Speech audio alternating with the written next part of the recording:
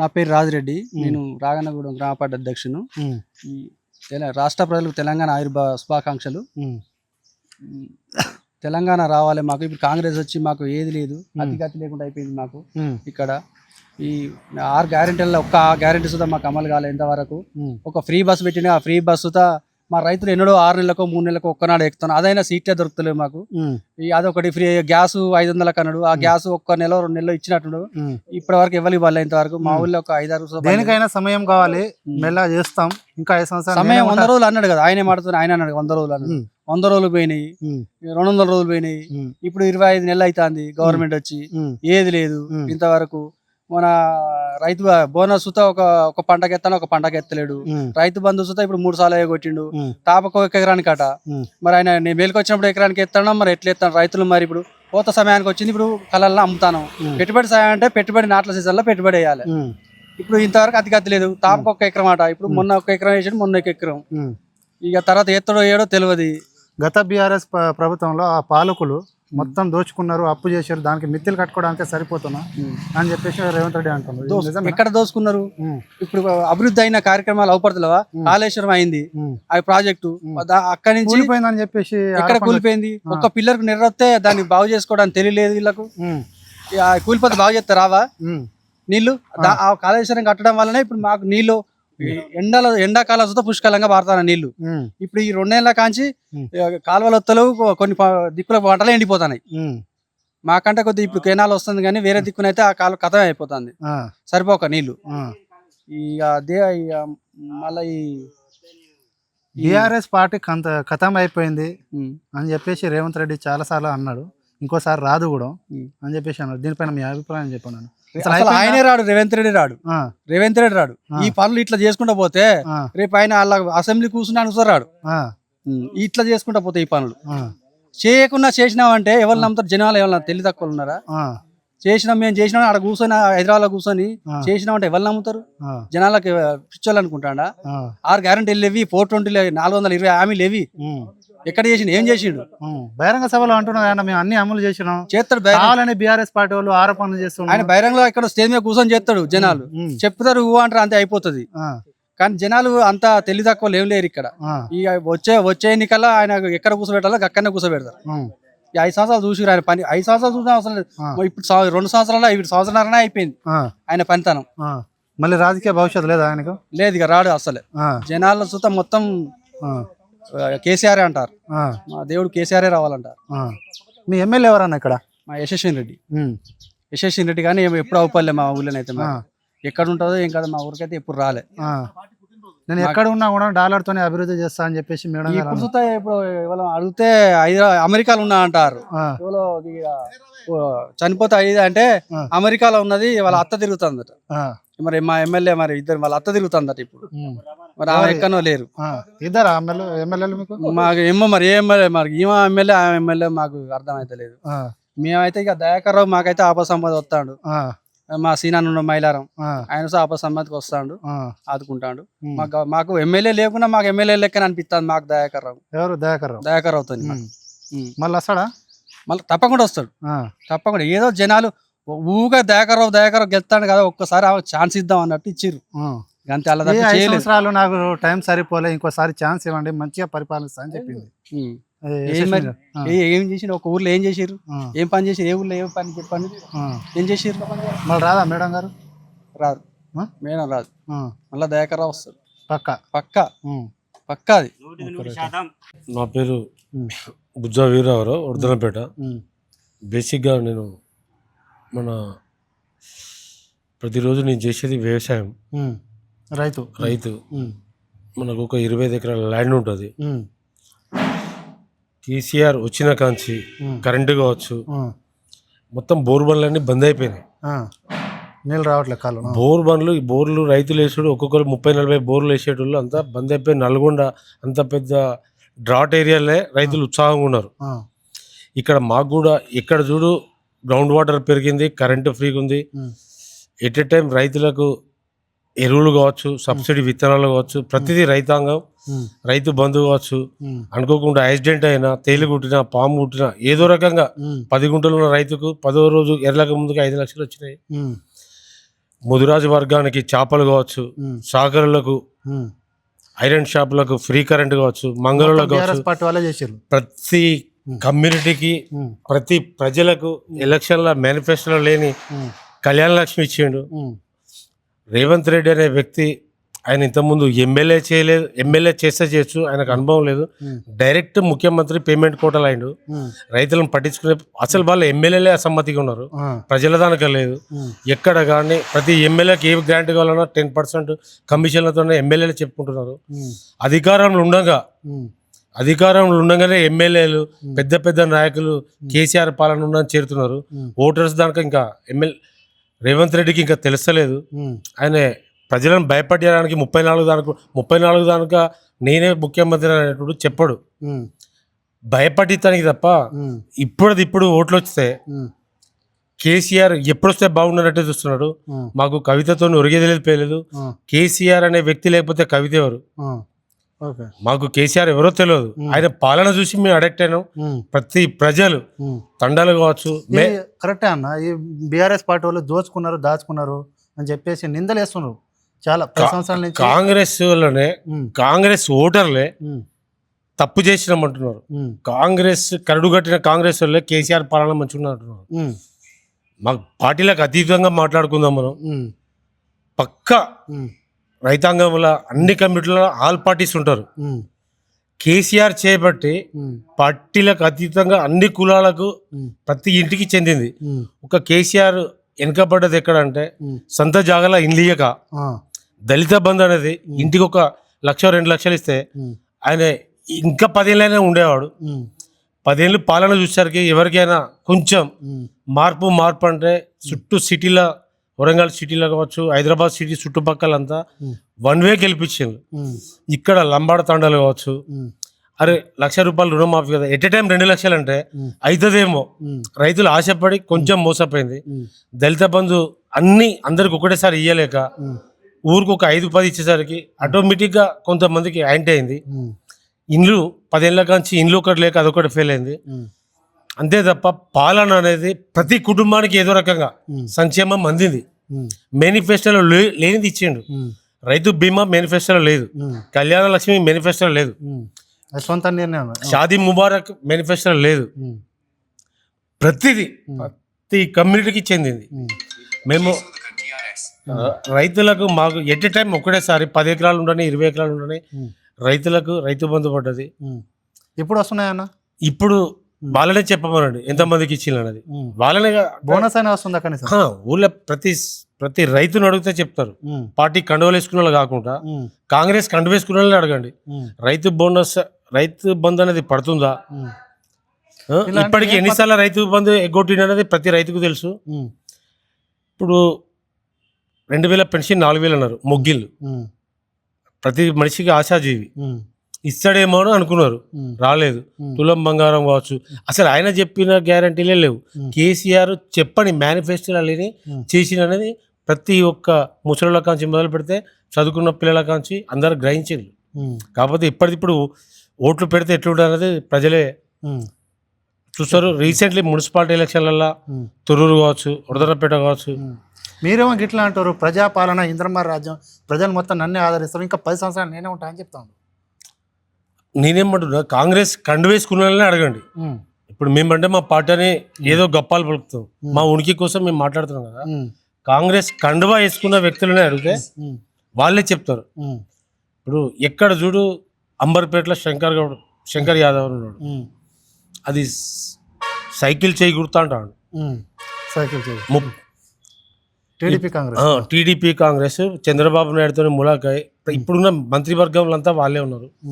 వేం నరేందర్ రెడ్డి ఎవరు? ఆయన జెండా మోసిండా రాజ్యసభ. సీనియర్ జీవన్ రెడ్డి ఎదుగు పోయాడు, 40 సంవత్సరాల నుంచి ఉన్నాడు. రకరకాలుగా చాలా మంది ఇబ్బందులతోనే గురవుతున్నారు. ఇప్పటిదిప్పుడు తండావాసులు కావచ్చు, ఎస్సీ సామాజిక వర్గం కావచ్చు, రకరకాల మంది కేసీఆర్ పాలన కోరుకుంటున్నారు. నేను బేసిక్గా రైతులను కాబట్టి మేమైతే రైతులను చాలా సంతోషంగా ఉన్నాం. ఇప్పుడు చాలా యూరియా బత్తలకు చెప్పులు కూలి మనిషిని పెట్టుకోవాలి. కార్డు దొరికేసరికి ఒక టైం, కార్డు దొరికినాక షాప్లకు ఎప్పుడు బత్తలు వస్తుందో తెలియదు. 20 ఎకరాలకు యూరియా చల్లాలంటే చాలా ఇబ్బంది అయింది. ధాన్యం కొనుగోలు కూడా జాప్యం జరుగుతుంది. కవిత పెట్టిన టీఆర్ఎస్ పార్టీ సక్సెస్ అవుతుంది అన్న? ఈ ఆమెనే అడగాలి, ఆమె ఎందుకు పెట్టింది, ఎవరిని బ్లాక్మెయిల్ చేస్తానికి పెట్టింది. ఆమె రేవంత్ రెడ్డి కోఆర్డినేటర్ గా పనిచేస్తున్నట్టు అనిపిస్తుంది. వాళ్ళ వెనక ఎవరు ఉన్నారు? రేవంత్ రెడ్డి నడిపిస్తున్నాడు. కేసీఆర్ మోరల్ గా పబ్లిక్ ఇబ్బంది పెడతామని. ఒక వార్డ్ మెంబర్ లేడు ఆమెతోని, ఒక జెడ్పీటీసీ లేడు. కేసీఆర్ తోని 38 మంది ఎమ్మెల్యేలు ఉన్నారు. కాంగ్రెస్ పార్టీలో ఉన్న ఎమ్మెల్యేలు టచ్ లో ఉన్నారు. జెడ్పీటీసీలు ఉన్నారు. రకరకాల వర్గం ఉన్నారు. ఇప్పుడు రీసెంట్లీ 17 మున్సిపాలిటీలు ఉన్నా కూడా 9 గెలిచినాయి. ఈ తొర్రూరులో కేసీఆర్ జెండా మీద. వర్ధనపేటలో 8 గెలిచినాయి. వర్ధనపేటలో 44% టీఆర్ఎస్ ఉంటే 36% కాంగ్రెస్ ఉన్నది. కాంగ్రెస్ సరే అధికార బలంతో ఏం జరిగింది ఏమైంది పక్క పెట్టండి. రేవంత్ రెడ్డికి తెలుసు 2035 వరకు కూడా ఆయనే ఉంటానప్పుడు మైక్ చెప్పుకొని అవసరం లేదు, హోందాతనంగా ఉండొచ్చు. ఇప్పుడు ఆయన ఎమ్మెల్యేలు ఆయన దగ్గర ఉన్నారా, ఆయన చూసుకుంటే సరిపోతుంది. పాలన ఎట్లా చేస్తాడు ఏం కథ అన్నది పబ్లిక్ గ్రహిస్తాను. చూద్దాం, వెయిట్ అండ్ సీ. బీఆర్ఎస్ వస్తుంది పక్క, ప్రజలే కోరుకుంటున్నారు. ఇంకోసారి ఓటేయండి అని చెప్తున్నాడు రేవంత్ రెడ్డి. చేస్తారా ప్రజలు? ఇంకోసారి గెలిపేయండి అని చెప్తున్నారు. ఇప్పుడు ఆయన ఎమ్మెల్యేలు అయినా బీఫామ్ అని పోతారా? ఇప్పుడు కాంగ్రెస్ పార్టీ ఇప్పుడు మానకొండూరు ఉన్నది, 10 మంది అప్లికేషన్లు ఇప్పటి నుంచే పెట్టుకుంటున్నారు. టీఆర్ఎస్ సైడ్ ఎమ్మెల్యేలే ఎవరు చూడు కేసీఆర్కి టచ్లు ఉంటున్నారు. కేసీఆర్ కూడా కొత్త యువత కావాలని కోరుకుంటున్నారు. అందరు చూసి ఎమ్మెల్యే సీట్లు ఇచ్చే విధానం కూడా సెర్చ్ చేస్తున్నాడు. 100% కేసీఆర్ పాలనే కోరుకుంటున్నారు. ఏర్పడుతుంది మళ్ళీ గవర్నమెంట్ కాంగ్రెస్? మేమైతే కాంగ్రెస్ అనేది మీరు మైకి పట్టుకున్న వాళ్ళు మీకు మాకన్నా ఎక్కువ మీకే తెలుస్తూ ఉంటుంది. ఇప్పుడు ఎంతమంది ఛానల్స్ వాళ్ళను ప్రశ్నించినందుకు క్రిషాంక్ అనే వ్యక్తిని కేసులు పెట్టాడు. ఎంతవరకు కరెక్ట్? ఇప్పుడు క్రిషాంక్ అనే వ్యక్తి ఎవరికి ఐకేపీ వాళ్ళకో ఎవరికో ఫోన్లు కొనిచ్చిండు, డాక్రా గుబ్బలకో ఏదో ఫోన్ల స్కామ్. సీతక్క అంగన్వాడీలకు ఫోన్లు కొనిచ్చిండు. ఆ ఫోన్లు ఏం ఫోన్లు ఏం కదా, ఒక కంపెనీకి ఇవ్వడం, పైసలు ఇచ్చే వాళ్ళు కొనుక్కుంటారు కదా, అదో పెద్ద స్కామ్. ఇసుక దందాలు వల్ల ఒక 10 మంది మొత్తం ఇప్పుడు వరంగల్ జిల్లాలో ఇసుక మొత్తం బంద్ అయింది. ఎందుకు బంద్ అయింది ఇక అంతా మీకు తెలుసు. ప్రతిదీ స్కామే, ప్రతిదీ పాలన లేదు. ఏమిస్తావు, ఏమొస్తుంది, ఎంత పర్సెంటేజ్ ఎవరిస్తున్నారు, ఎమ్మెల్యేలు తీసుకోవడం, మంత్రులకు ఇవ్వడం, అంతా పేమెంట్ కోటాలు ఎక్కువగా ప్రజల పాలన అనేది లేదు. ఇప్పుడు మేము అధికారం లేకున్నా కార్యకర్తలకు అందుబాటులో ఉంటున్నాం. కవిత కూడా అధికారంలో ఉన్న లీడర్లు తిట్టకుండా సొంత తండ్రినే విమర్శలు చేస్తుంది. కానీ పార్టీ పెట్టేటప్పుడు ఆమె ఎందుకు పార్టీ పెట్టింది ఏం కదా అన్నది ఒక 1 year దాంట్లో పార్టీ పెట్టాలి. మెర్జ్ చేస్తే ఏదో ఒక ఎమ్మెల్యే సీట్ ఇస్తారని ఆమె బాధ. ఆమె ఏదో పార్టీలో మెర్జి కావడానికే ప్లాన్. అవతల పార్టీలో ఆమెకు స్పాన్సర్ చేస్తున్నారు. నిన్న మీటింగ్ 2 కోట్లు 3 కోట్లు పెట్టింది. అక్కడ పబ్లిక్ ఏం లేరు, అంతా టీవీలో అంతా చూస్తున్నారు. అంతా షో ఆఫ్. ఆమె ఖచ్చితంగా ఒక 1 year ఇల్లు దాంట్లో మెర్జ్ అవుతుంది ఆమె, అంతే తప్ప ఆమెతో ఒరిగేది ఏముండదు. ఇప్పుడు స్థానిక ఎలక్షన్లు వస్తున్నాయి కదా, ఆమె కనీసం 10 ఎంపీటీసీ స్థానాలు గెలిపించుకుంటే ఆమె గొప్పే. ఆమె గవర్నమెంట్ ఫామ్ చేసినంత బరాబర్. సర్పంచ్ ఎలక్షన్లు మున్సిపాలిటీ అయిపోయినాయి. ఇప్పుడు స్థానిక సంస్థలు వస్తున్నాయి కదా, ఆమె జెండా మీద మొత్తం 110 సెగ్మెంట్లలో ఒక 10 ఎంపీటీసీలు గెలిపించుకుంటే ఆమె పార్టీ, ఆమె ముఖ్యమంత్రి అయినంత బరాబర్. నా పేరు తూల కుమారస్వామి, వర్ధనపేట బీఆర్ఎస్ మండల పార్టీ అధ్యక్షుడిని. చెప్పండి అయ్యాల బీఆర్ఎస్ పార్టీ ఆవిర్భావ దినోత్సవం. ఈరోజు మాజీ శాసనసభ్యులు వర రమేష్ గారి ఆదేశాల మేరకు మరియు రాష్ట్ర పార్టీ పిలుపు మేరకు ఈరోజు వర్ధనపేట మండల కేంద్రంలో బీఆర్ఎస్ పార్టీ ఆవిర్భావ దినోత్సవం ఘనంగా వేడుకలు జరుపుకుంటున్నాం. అదేవిధంగా 18 గ్రామ పంచాయతీలలో కూడా అన్ని గ్రామాలలో కూడా డోర్ టు డోరు క్యాన్సింగ్ చేసుకుంటా, అంటే ఒక ర్యాలీ లెక్క తీసుకుంటా అన్ని గ్రామాలలో కూడా జెండా ఆవిష్కరణ జరుగుతుంది. అదేవిధంగా మున్సిపల్ టౌన్లలో కూడా ప్రతి డివిజన్లలో 12 డివిజన్లలో కూడా ఈ జెండా ఆవిష్కరణ ప్రోగ్రాం చాలా ఘనంగా నిర్వహిస్తున్నాం. బీఆర్ఎస్ పార్టీ నుంచి ఏమైనా లాభం జరిగిందన్న ఈ తెలంగాణ ప్రాంతానికి? 100%. గత 60 సంవత్సరాలు తెలంగాణ ప్రాంతం వెనుకబడుతుందని గుర్తించిన కేసీఆర్ గారు 2001